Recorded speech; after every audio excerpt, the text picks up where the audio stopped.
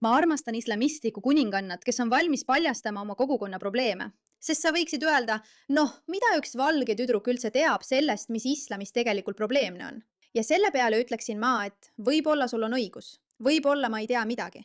Aga võib-olla sa võiksid kuulata neid naisi, kes on sõna otseses mõttes oma elu kaalule pannud, et olla piisavalt julged jagamaks oma kogukonna probleeme. Ja kui sa neid ei kuula, siis jumala eest on probleem sinus, mitte meis. Tere tulemast Pushbacki, mina olen Meera Ka, sinu saatejuht. Kuulame, mida sellel imelisel naisel öelda on. See on avalik teade kõigile minu Lõuna-Aasia päritolu inimestele, kes kogunevad kindlatesse piirkondadesse, näiteks South Hall Broadway ja Ilford High Street. Kallid inimesed, ma ei usu, et te kollektiivselt mõistate, kui palju me end nendes piirkondades piinlikuks teeme. Aasia päritolu ja moslemina pean ma nendesse piirkondadesse minema, et saada oma halal-liha, maitseaineid ja kõike muud vajalikku. Ja mul hakkab nendes kohtades käies kõhus lausa halb. Ma tunnen end tõeliselt halvasti. Ma ei taha seal olla. Miks? Räägi meile, miks? Mis võiks olla põhjus, miks sul on halb tunne oma piirkonda minnes, et osta liha, mida vajad oma usu jaoks? Räägi meile. Palun räägi meile. Sest iga meetri tagant on seal alati mingi mees kodumaalt. Mõned neist on täiesti vanad ja neil puudub igasugune sotsiaalne etikett. Nad vahivad sind justkui riietes läbi. Pole isegi oluline, kui tagasihoidlik sa tahad olla. Ja siis on need mehed, kes on siia kodumaalt tulnud, uhkeldavad oma suurte maasturitega, aga ripuvad aknast välja keeled suust, vahtides naisi pidevalt. Ma mõtlen, võib-olla. Lihtsalt võib-olla. Probleem ei ole piirkondades. Võib-olla on see hoopis uskumustes, mida need mehed järgivad ja mis panevad neid arvama, et nad võivad naisi niimoodi kohelda. Palun, poisid, olge veidi viisakamad, eriti nende naiste suhtes, kes püüavad tagasihoidlikumat riietuda.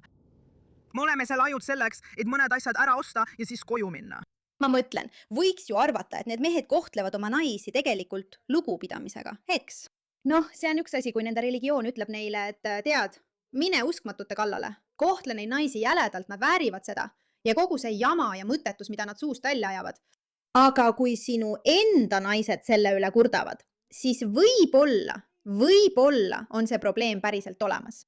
Aga tegelikult, mu süda hakkab kiiremini lööma, mul tekib ärevus, kui ma mõtlen kõigile neile roppu mõtlemisega meestele, kellel puuduvad igasugused sotsiaalsed kombed. Neid ei huvita, et nad jellitavad sind nii pingsalt, nad ei pilguta isegi silmi.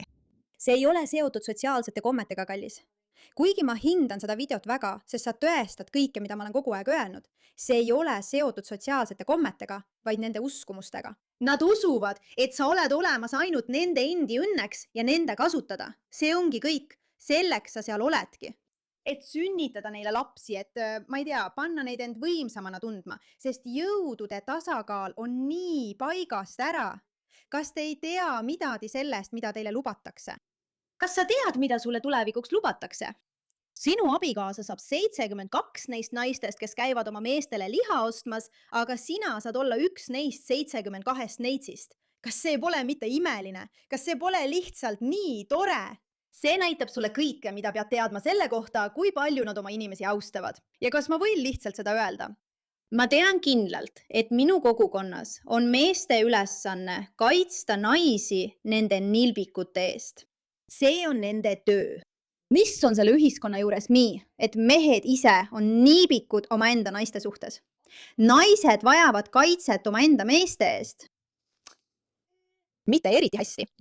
Kas sa tead, kui ebamugavalt see naise end tunna paneb, kui ta lihtsalt üritab süüa osta või minna riidepoodi või isegi hijabi poodi? Need on piirkonnad, kus need poed asuvad, nii et meil pole muud valikut, kui sinna minna. Teiseks, mustus täravatel. Miks on nii, et kui sa lähed piirkonda, kus elab palju Aasia päritolu inimesi, on tänavad kuidagi alati prügiga kaetud? Muide, Aasia päritolu. Ta ei räägi tavalistest Aasia inimestest, ta räägib konkreetsetest Aasia inimestest, Pakistani päritolu Aasia inimestest. Miks seal on mustus? Sest neid lihtsalt ei huvita tõesti. Sa tead küll, ilma naljata, maa kohta. Neid ei huvita. See on lihtsalt nende kasutada ja kuritarvitada. Selline mõtteviis ongi neil kõigil. Ja sellepärast ongi nende kohad räpased.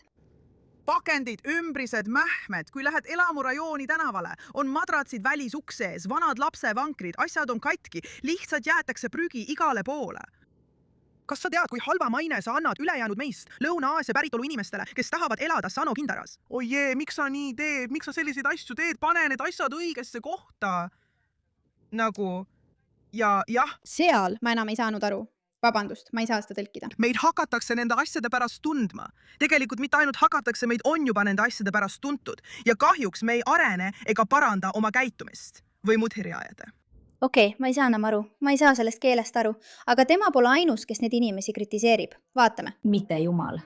Ta on kraan, mida oled 1 miljon korda kuulnud. Ma armastan evolutsiooni, aga kui sa oleksid mulle 5 aastat tagasi öelnud, et taoistlik stseen näeb välja selline, et need inimesed koguvad kõige rohkem vaatajaid ja teevad kõige rohkem kära taoistlikus stseenis, siis ma poleks sind uskunud. See on peaaegu nagu nad oleksid öelnud. Mees, Tauberti poisidest lihtsalt ei piisa. Me peame siia tulema ja neid tüüpe aitama, sest neil läheb kohutavalt. Aga lähme nüüd tegelikult. Pühaduse teotus. Kas ma võin selle teemal sõna võtta? Jah. Pärast seda, kui sa mu küsimusele vastad, sa ei tea, mida mina pean pühaduse teotuseks. Ilmselgelt on pühaduse teotus see, kui sa solvad prohvet Muhamedi, sa solvad Allahi, sa sõimad teda. Milles sa teda süüdistasid? Mida ta tegi, et sa teda süüdistad?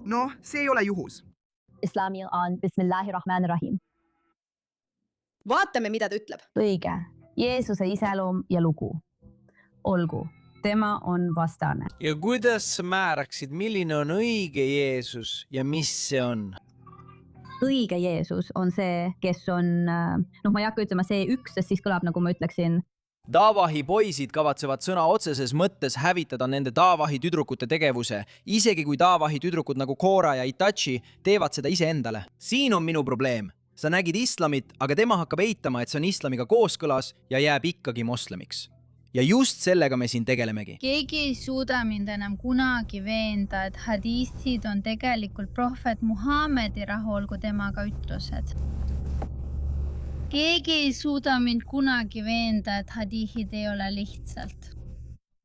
Ta on hadiithide eitaja, nii et jah, ta on üks neist moslemitest, kes armastab islamit, armastab Muhamedi, kuid ei suuda tunnistada tõsiasja, et tema ajalugu on väga lünklik. Ja ma rääkisin temast ka varem ning ütlesin, et ta tegelikult paljastab tõe islami kohta, kuid ta eitab, et see on islami osa ja jääb ikkagi moslemiks. Ja siin me just sellega tegelemegi. Aga näete, asi pole ainult selles, et nad paljastavad, kui halb see on. Paljud neist internetis, need naissoost suunamudijad, hakkavad nägema auke religioonis, mille nad on omaks võtnud ja nad räägivad sellest.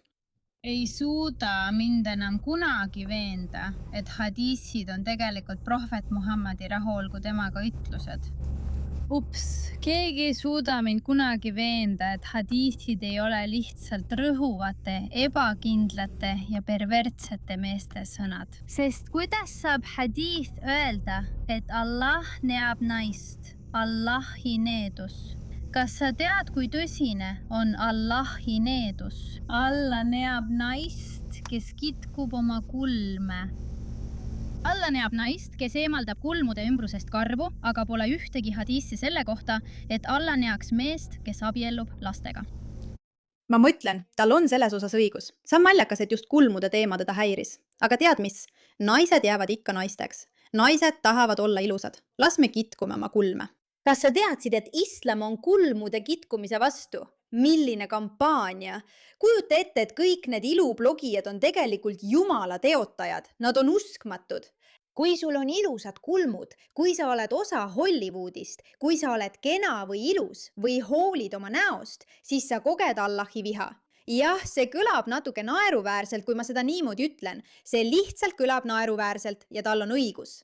Et Allahil oleks sellega rohkem probleeme kui lastega abiellumisega. Ta teeb kogu töö meie eest ära, kallis. Lihtsalt nii ongi.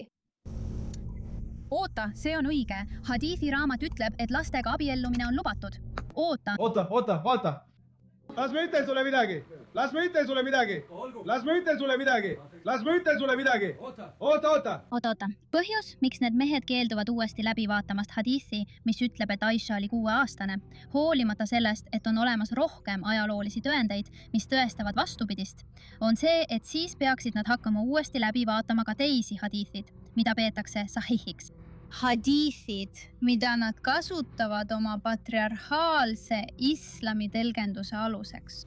sa mõtled, kas islamism kui poliitiline liikumine, mis teeskleb end religioonina, on tegelikult lihtsalt patriarhaat, mis tahab kõike domineerida, olla vägivaldne, kohutav ja kuritarvitav? Tõesti või? ei. Hadisid, mida nad kasutavad naiste väärkohtlemiseks, kontrollimiseks, häbistamiseks ja vaigistamiseks.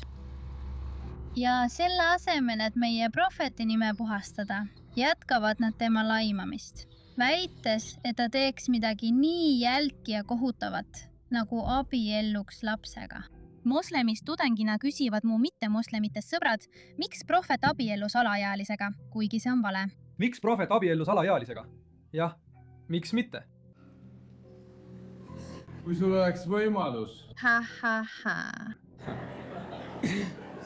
Et sa oleks täie mõistuse juures ja leiaks kellegi nii usaldusväärse ja suure nagu prohvet ning lükkaks ta tagasi. Allahi, kui mul oleks 6-kuune laps doktor, annaksin selle talle. Allah on kogu selle aja olnud meie silme ees. Need on hunnik pedofiile. Pane mu sõnu tähele. See tüdruk, ta lahkub varsti. Ta lahkub ja me tervitame teda avasüli. Ta lahkub, sest ta on seda näinud. Ta on seda näinud ja ta ei saa seda enam nägemata jätta. Ja sa ei saa midagi teha, sest kui sa oled seda näinud, siis ongi kõik. On kõik, sa oled õigel poolel. Aitäh, et sellele tähelepanu pöörasid.